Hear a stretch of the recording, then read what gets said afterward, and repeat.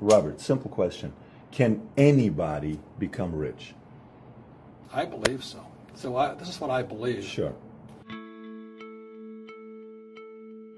You know, when you and I go to the supermarket and we buy a carton of milk, we always check for the expiration date.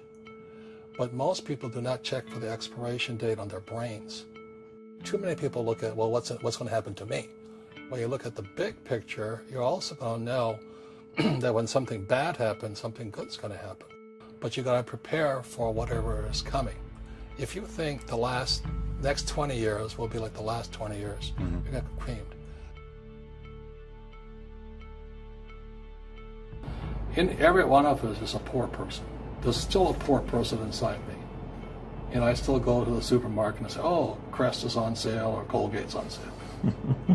There's also a middle class person. And the middle class person wants security. They want that steady paycheck. And there's a rich person. And they're all inside of us except that it's not taught. You're taught to go to school, get a job, and get a paycheck. You're not taught to how to get rich. If you read Rich Dad, Poor Dad, my rich dad refused to pay me. He said the paycheck was one of the most damaging things you could take in your life. He says the moment you take a paycheck, you're an employee. And that's the mindset. So my rich dad never paid me. It drove my poor dad, government employee, nuts. You gotta pay people, you gotta pay people. And Rich Dad was not saying that the paycheck was bad. He says you didn't want to be a slave to money. So as an entrepreneur, if Rich Dad folded, I just start another company. I don't need a paycheck. I don't need anybody to take care of me. If my government doesn't like me, I move to another country because they need entrepreneurs. So the entrepreneur is not so much the business. The entrepreneur is really the mindset and the skill sets and the different set of rules. You see, I don't operate, small business does not operate in the same rules as big business.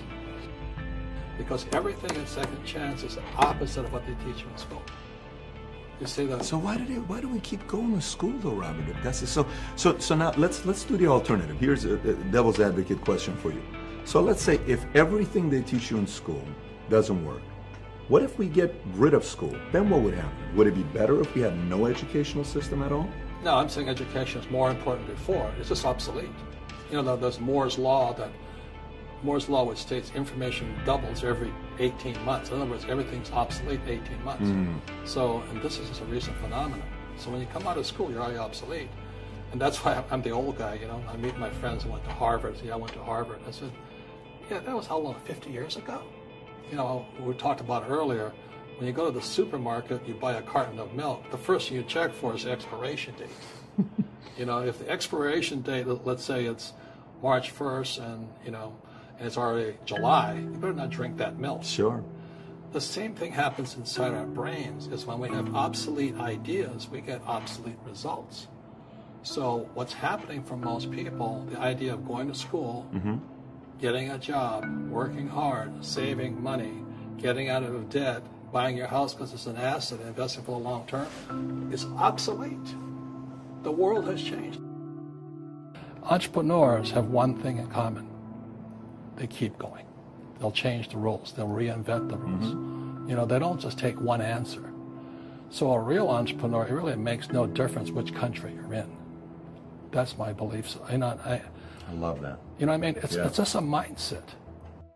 What could you say, if you could say one thing to somebody who's never been an entrepreneur and they're thinking about making the leap of faith into becoming an entrepreneur, what could you tell them?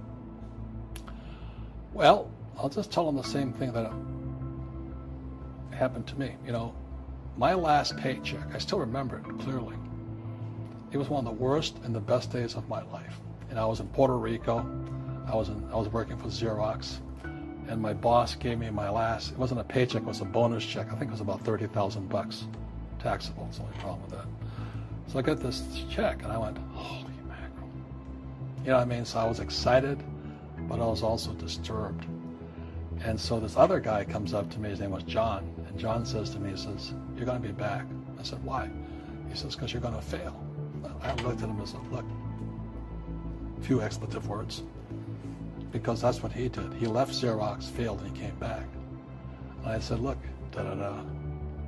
You failed and you came back, but I'm going to fail and I'm never coming back. And that's the attitude. Do you know what I mean? Absolutely. If you say, well, if I fail, I'll go back to mommy and daddy, then that's what you'll do. So if you fail, that's when I became an entrepreneur, because I had no money. I had no money for years. You know, I didn't have a paycheck. But that's what my rich dad encouraged me to do. He says, when you don't have this paycheck, you get hungrier, smarter, and it's a test of your character. Will you become a crook? Will you become dishonest? Will you cheat and steal? Or will you become a better human being? So really, that's the benefit of becoming an entrepreneur, is you really find out who you are when you don't have anything.